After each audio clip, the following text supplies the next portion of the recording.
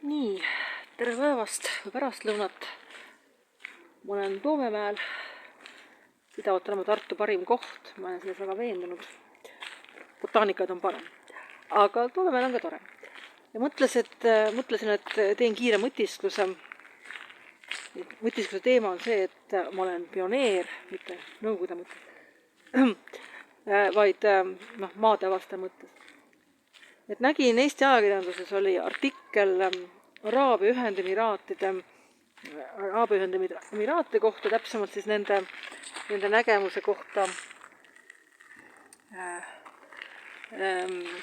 nagu immigrantidest, immigratsioonist. Et sealkandis kodakondsus on väga selline väga privileeg, mis on reserveeritud põliselanikele. Minu teada teised mingitel väga rasketel tingimustel, ma kujutan ette, on võimalik kodanikuks aga saada, aastakümneid elada ja kõrgtasemel valdada araabia keelt ja oled väga lojaalne, võib-olla isegi saad. Aga põhimõtteliselt on teadmine selline, et võõras kodanikuks ei saa. Ja see on see asi, mida mina olen Eesti puhul ka rääkinud, Eestis oleks ka olema selline asi. Et kui meil on vaja võõrtöölisi, eks ju, siis olgu, väga hea.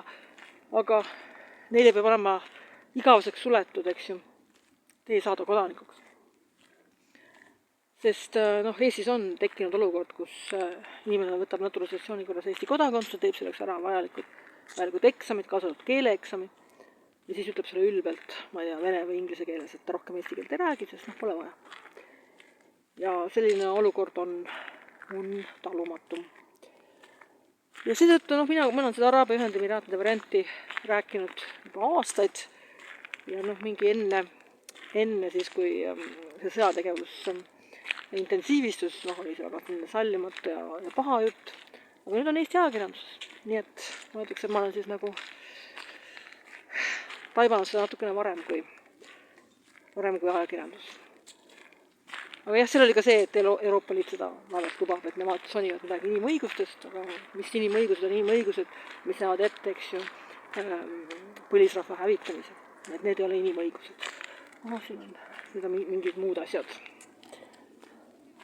Nii et et Eestis võiks olla siis see Araabia Ühendemiraatide variant edaspidi. Et lõpetada ära kodakondsuse jagamine. Täiesti pooldan.